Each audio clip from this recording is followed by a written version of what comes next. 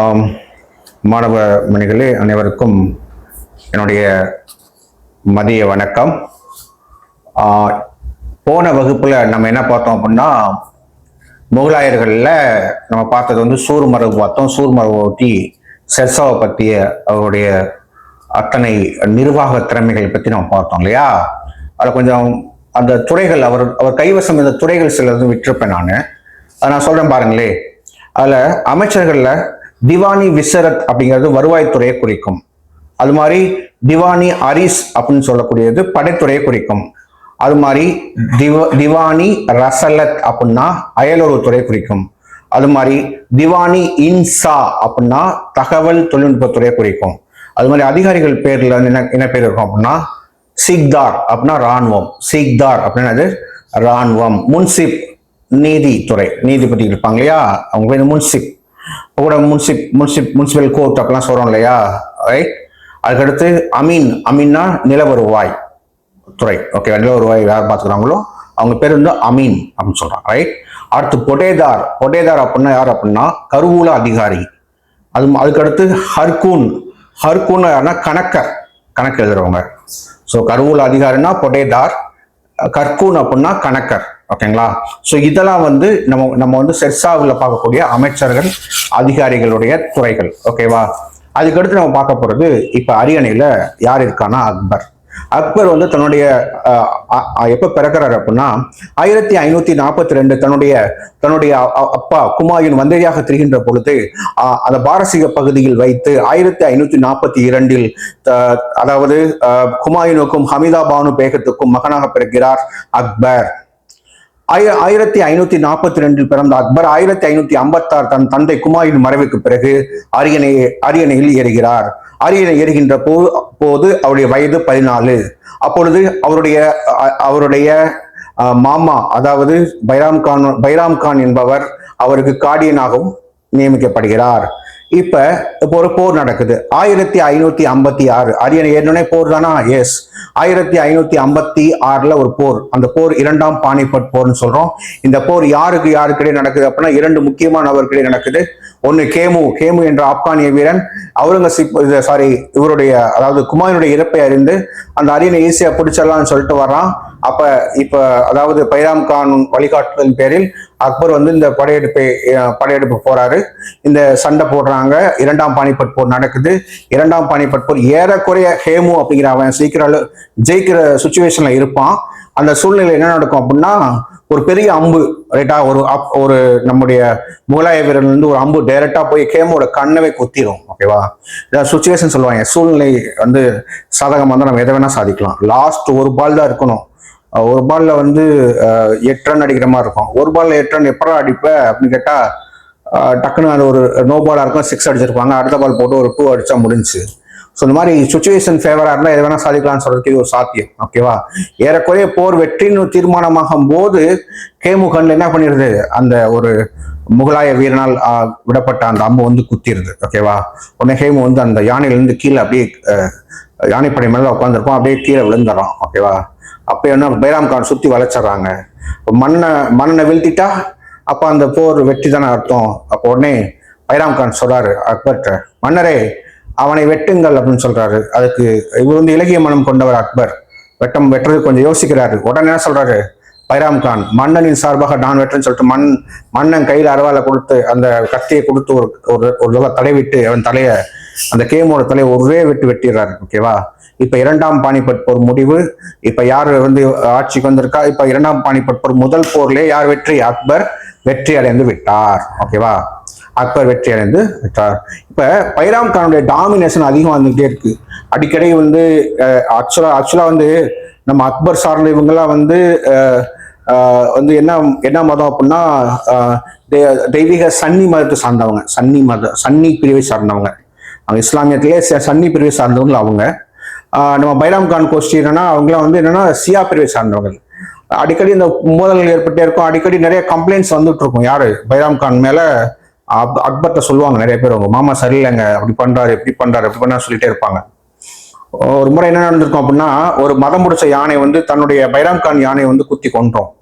உடனே என்ன பண்றாரு, அந்த அந்த மதம் பிடிச்ச யானையோட வாகன சிறைச்சேதம் பண்ணுங்கன்னு சொல்லி உத்தரவு போட்டுருவாரு. இதெல்லாம் வந்து அக்பருடைய காலத்துக்கு வருது. அப்ப அக்பர் வந்து பைராம் கானை கூப்பிச்சு கண்டிக்கிறாரு. டேய் எப்பா மாமா கொஞ்சம் அமைதியாடுறா, ஆட்சிக்கு அது நீ கொஞ்சம் அமைதியாடுறா நல்லது, ஏன்னா நானே இப்பதான் ஆட்சி வந்திருக்கேன், கொஞ்சம் அமைதியா இருப்பா அப்படின்னு சொன்னா அதுல பைராம் கான் வந்து அது கேட்கற மாதிரி இல்லை. உடனே என்ன செஞ்சாரு அப்படின்னா, பைராம் கானை வந்து பொறுப்புல இருந்து அந்த அந்த படைத்தளபதி பொறுப்புல இருந்து நீக்கிறாரு. உடனே ஒரு கிளர்ச்சி, யாருக்கும் மாமனுக்கும் மருமகனுக்கும் இடையில யாருக்கும் இல்லை. இப்ப அந்த கிளர்ச்சி நடக்குது. பைராம் கானுக்கும் அக்பருக்கும் ஒரு கிளர்ச்சி. இந்த கிளர்ச்சி உடனே ஒரு சண்டைக்கெல்லாம் போகல அக்பர். உடனே அவரை கூப்பிட்டு, மாமா இப்படிலாம் பண்ணாதீங்க, நீங்க ஒண்ணு மற்ற பகுதிக்கெல்லாம் போய் நாட்டை சண்டை போட்டு நாட்டை பிடிங்க, இல்லைன்னா நீங்க மெக்கா யாத்திரை போங்க அப்படின்னு சொல்லி சொல்றாரு. உடனே பைராம் கான் நான் மெக்கா யாத்திரை போறேன் அப்படின்னு சொல்லிட்டு அவரை கோச்சிட்டு மெக்கா யாத்திரை போயிடுறாரு. இப்போ பைராம் கான் மெக்கா யாத்திரை போற வழியில ஒரு ஆப்கானிய வீரன், ஏற்கனவே நிறைய ஆப்கானியர்களை கொண்டிருக்காரு இல்லையா, ஒரு ஆப்கானிய வீரனால் வந்து கொலை செய்யப்படுகிறார். யார் அப்படின்னா பைராம் கான். பைராம் கானுக்கு ஒரு பையன், அவன் பேர் வந்து ஒரு அப்துல் ரஹீம். அந்த அப்துல் ரஹீம் வந்து நல்ல ஒரு இலக்கியவாதி, ஒரு நல்ல ஒரு மதியுகி. அவனை வந்து ரொம்ப பிடிக்கும் அக்பருக்கு, ரைட். அவனை வந்து அவன் நல்ல செல்லமா வச்சுக்கிறார் அக்பர். அவனுக்கு ஒரு பட்டம் வேற கொடுக்குறார், கானான் அப்படின்னு சொல்லிட்டு ஒரு பட்டம் கொடுக்குறாரு. யாருக்கு? பைராம் கானுடைய பையனுக்கு. அவன் பேரு அப்துல் ரஹீம். அவன் யாரு? ஒரு மதியூகி, ரைட்டா. அப்படி பைராம் கான் தனக்கு செஞ்ச விசுவாசத்துக்காக பைராம் கான் பையனை இவர் பார்த்துக்கிறார் இல்லையா, நல்ல விஷயம், ரைட். சாரி, இப்ப இந்த சுச்சுவேஷன்ல ஃபுல்லா ஆட்சி இவர் கைக்கு வந்துருச்சா அப்படின்னா அது சந்தேகம்தான். அடுத்து ஒரு அம்மா இருக்கு. அந்த அம்மா பேரு மேகம் அனகா. இந்த மேகம் அனகாங்கிற யாரு அப்படின்னா, நம்ம வந்து சிறு வயசுல இந்த அம்மாவை, அதாவது அக்பரை வளர்த்த ஒரு செவிலித்தாய் பேர் தான் மேகம் அனகா மகமங்கா அப்படின்னு சொல்லுவாங்க. மகமங்கா ஆர் மேகம் அனகா, ஓகேவா. இந்த மகமங்கா அந்த அம்மா இருக்காங்க இல்லையா, அவங்க தான் வந்து அக்பர் வந்து டம்மியா வச்சுக்கிட்டு நம்ம ஆட்சியை கையில் எடுக்கணும்னு நினைக்கிறாங்க, ரைட். அக்பர் வந்து அன்புக்கு கட்டுப்பட்டவர். சின்ன குழந்தையிலிருந்து அந்த செவிலித்தாய் தான் அவங்க வளர்த்தனால இவரும் ஓகே, அவர் என்ன சொல்றாரு, கொஞ்சம் அவங்க சொல்றதுக்கெல்லாம் கொஞ்சம் செவி சாய்க்கிறாரு. ஒரு இடத்துல இந்த அம்மா வந்து ஆரம்பத்துல நல்லவங்களா இருந்தாலும் கூட போக போக அந்த அம்மாவுக்கு அந்த அரியணை மேல ஆசை வந்துருது. இவங்க அரியணை ஏற ஆசைப்படல, தன்னுடைய பையன் ஒருத்தர் இருக்கான், அவன் பேர் ஆசம் கான், அவனை அரியணை ஏற்ற ஆசைப்படுறாங்க. இப்ப பைராம் கான் போன பிறகு அக்பர் யாரை நியமிச்சிருப்பார் அந்த இடத்துல அப்படின்னா, அக்கா கான் சொல்லிட்டு ஒரு முதியவரை நியமிச்சிருப்பார். அக்கா கான் என்ற முதிய ஒரு நல்ல மனுஷனை நியமிச்சிருப்பார், ஓகேவா. அந்த அவர் வந்து பிரேயர் ஹாலில் பிரேயர் பண்ணிட்டு இருக்கும்போது அவருடைய தலையை வந்து வெட்டிடுவான். யார்? ஆசம் கான். ஏன்? தான் வந்து அந்த போட்டிக்கு வரணும், அந்த இடத்துக்கு வரணும்னு சொல்லிட்டு. இந்த விஷயம் யாருக்கு போகுது? அக்பருக்கு. உடனே ஆசம் கான் தூக்கிட்டு வாங்குறாங்கிறாரு அக்பர். தூக்கிட்டு வராங்க, அரண்மனை மேல் மாட்டத்துன்னு தூக்கி கீழே போடுறாங்க. கீழே போட்டோடனே போய் இறந்துடான போய் பாருடான். மன்னரே இன்னும் இறக்கவில்லை, பாதி உயிர் தான் போயிருக்கு, அறகுறையோட இழுத்துக்கிட்டு இருக்கான் அப்படின்னு சொல்லுவோம். திருப்பி மேல தூக்கி மீண்டும் திருப்பி மேல் மாடத்து திருப்பி போடுங்கடான்னு சொல்லியிருக்காங்க. அவ மேல இருந்து திருப்பி, அதாவது கீழே போடுறாங்க, அறகுறையா அடிபட்டு இருக்கான், திருப்பி அவனை தூக்கி மேல் மாடத்துல திருப்பி மேல இருந்து தூக்கி போடுறாங்க. இப்போ தலை வெடித்து என்ன செஞ்சிடான், இறந்து போறான். அப்போ உடனே இந்த விஷயத்த வந்து யாருக்கு, அந்த ஆசம் கான் மேல சில இன்னும் கேரக்டர் வைஸும் அவன் வந்து சரியில்லைன்னு சொல்லிட்டு சில இவனுக்கு வந்து காது கரிய சில புகார்கள் வந்திருக்கும். அதெல்லாம் மனசுல வச்சுதான் செய்வான் யாரு? அக்பர். இப்ப அக்பர் யாரை கூப்பிடுறான் அப்படின்னா, மகமங்காவை கூப்பிடுறான். அம்மா இங்க வாங்க, உங்க பையன் இந்த மாதிரி தப்பு செஞ்சான், தண்டனை நான் கொடுத்துட்டேன் அப்படின்னு சொல்லி, இந்த மாதிரி அவன் இறந்துட்டான் அப்படின்னு சொல்லி செய்தியை அந்த அம்மாட்ட சொல்றான். உடனே அந்த அம்மா ஒரு மாதிரி அவங்களுடைய மனம் கலங்கி அவங்க மதி பேதகம் ஆயிடுறாங்க, சரியா. அதோட அவங்க சாப்டர் ஓவர் ஆயிடுது. இந்த காலத்துக்கு பேர் என்ன சொல்றாங்க அப்படின்னா பெட்டிகோட் கவர்மெண்ட் அப்படின்னு சொல்றாங்க. பெட்டிகோட்னா தெரியுமில்ல, அந்தப்புற அரசாங்கம் அப்படின்னு சொல்றாங்க. இந்த மகமங்கா இந்த காலம் இருக்காங்க இல்லையா, இவங்க அக்பர் அவங்க பேச்சை கேட்டுட்டு இருந்த அந்த காலத்துக்கு பேரு பெட்டிகோட் கவர்மெண்ட். நம்ம சொல்லலாம் கிச்சன் கேபினெட்னா சொல்றாங்கல்ல, அது மாதிரி பெட்டிகோட் கவர்மெண்ட் அப்படின்னு சொல்லுவாங்க. பெட்டிகோட் கவர்மெண்ட் அப்படின்னு சொல்லுவாங்க, ரைட். அந்தப்புற அரசாங்கம், ஓகே. அந்தப்புற அரசாங்கம், அந்த அம்மாவின் பேச்சை கேட்டுக்கொண்டிருந்த அந்த காலம் அந்தப்புற அரசாங்கம். அவர் ஒரு செவிலித்தாய், வளர்ப்பு தாய். வளர்ப்பு தாயின் பேச்சை கேட்ட காலம். வளர்ப்பு தாயின் பேச்சை ஏன் கேட்கிறாருன்னா, அந்த காலத்துல அரசியல் வந்து பார்க்க மாட்டாங்க, குழந்தைங்களை பார்த்துக்க மாட்டாங்க. அவங்க அரசனுடைய போருக்கு அப்படி போயிட்டு இருப்பாங்க இல்லையா, அரசனுடைய இருப்பாங்க. ஸோ அப்போ வந்து குழந்தைகளை வளரக்கூடிய அந்த விதம் வந்து யார்கிட்ட இருக்கும் அப்படின்னா, அந்த பொறுப்பு வந்து செவிலித்தாயிட்ட இருக்கும். அந்த வகையில இவனை வந்து பொறுப்பாகவும் நல்லவனாகவும் வளர்த்த அந்த பெருமை வந்து யாரை சேரும்னா மகமங்காவை சேரும். இருந்தாலும் அவங்களுடைய கடைசி நேர வாழ்க்கை வந்து அப்படியே வந்து அந்த அரண்மனை அரசனாக தன் மகனை அரசனாக்குங்கிற அந்த ஆசை வந்து அவங்கள வந்து ஒழிச்சு கட்டிருச்சு அப்படின்னு தான் சொல்லணும். Right, this is called petticoat government or அந்தப்புற அரசாங்கம். ரைட், இதுக்கு முடிவுக்கு வந்துருச்சு, விட்டுருங்க. ஸோ இப்பதான் முழு முயற்சியோட இவர் வந்து ஆரம்பிக்கிறாரு. இப்ப பைராம் கான் தொல்லை இல்லை, மகமங்காவோட தொல்லை இல்லை, இப்ப முழு பொறுப்பு தான் கையில இருக்கு. இப்பதான் முழு மன்னராகவே ஆட்சி செய்ய ஆரம்பிக்கிறாரு. நிறைய படையெடுப்புகளை மேற்கொள்ளாரு, நிறைய போர் வெற்றிகளை அடைகிறாரு. அந்த போர் வெற்றிகள் என்னன்னு சொல்லிட்டு நான் சொல்றேன். அப்புறம் அதுக்கு முன்னாடி அவருடைய கொள்கைகளை பார்த்துருவோம். அந்த கொள்கைகள்லாம் என்ன அப்படின்னா, அவர் அவர் வச்சிருந்த கொள்கை ராஜபுத்திர கொள்கை. இப்ப முதல் எதிரி யாரு? நம்ம முகலாயர் வெர்சஸ் யாரு? ராஜபுத்திரர்கள். அப்ப ராஜபுத்திரர்கள் எப்படி வந்து கண்ட்ரோல்ல கொண்டாடுறது? போர் மட்டும் பண்ணி அவங்களை கண்ட்ரோல்ல கொண்டது இன்னொரு விஷயம். தன் மது யூகத்தினால கொண்டாட முடியும்னு சொல்லிட்டு என்ன பண்றாரு அப்படின்னா, கண்ணா நீங்க சும்மா விட்டு தானே சண்டை போடுவீங்கன்னு சொல்லிட்டு அவங்க பொண்ணுங்களையே கல்யாணம் முடிச்சுக்கிறது. ஃபார் எக்ஸாம்பிள், ராஜபுத்திர ஒருத்தர் இருப்பார், அரசர் இருப்பார், பேரு ராஜா பாராமஹால் ஆர் பிகாரி மகால் சொல்லக்கூடிய ராஜா பாராமஹாலுடைய பொண்ணு பேரு ஜோத்பாய் என்று சொல்லக்கூடிய கர்கா பாய். அந்த பொண்ணை பிடிச்சி கல்யாணம் பண்ணிடுறாரு, மேரேஜ் பண்ணிடுறாரு. ஓகே, ஒரு பேரரசர் இல்லையா, பேரரசருக்கு பொண்ணை மனைவியாக போறது பெருமை இல்லையா, ராஜபுத்திரருக்கு பெருமையா இல்லையா, தன் பொண்ணை வந்து கொடுக்கறது. என் பொண்ணு வந்து முகலாய பேரரசரின் மனைவி என்று சொல்வதற்கு அவங்க பெருமை பண்ணணும் இல்லையா. அந்த வகையில போய் மடக்கிறாரு. ராஜா பேரமகாலுடைய பொண்ணை ஜோத்பாய் அக்பர் கல்யாணம் முடிக்கிறாரு. கல்யாணம் முடிச்சோட விடல, என்ன பண்றாரு, இந்துக்கள் மீதான அந்த சிஷ்யா வரியை நீக்குங்கடா அப்படின்னு சொல்றாரு. இந்துக்கள் புனித யாத்திரை போற வரியை நீக்குங்கடா அப்படின்னு சொல்றாரு. இந்துக்கள் இனிமேல் உடன்கட்டை ஏறும் பழக்கம் இருக்கக்கூடாது, அடிமை என்னும் துறையை என்னுடைய ஃபீல்ட்ல இருக்கவே கூடாது, என்னுடைய அரசாட்சியில் அடிமை என்னும் பேச்சுக்கே இடம் இல்லை அப்படிங்கிறாரு. இதான் எல்லாமே யாருக்கு பிளஸ்? எல்லாமே ராஜபுத்திரர் பிளஸ். ராஜபுத்திரர்கள் எல்லாத்தையும் தன்னுடைய அமைச்சரவையில் அமைச்சராக்குறாரு. குறிவா சொல்ல போனா தன்னுடைய மாமனார் பாரமகாலவே தன்னுடைய அமைச்சரவையில் அமைச்சரா உட்கார வைக்கிறாரு. தன்னுடைய மைத்துனர் பேரு மான்சிங், கர்காபாய் தான் அண்ணன் தம்பின்னு நினைக்கிறேன், அண்ணனும் அவர் தம்பி பேர் வந்து மான்சிங்.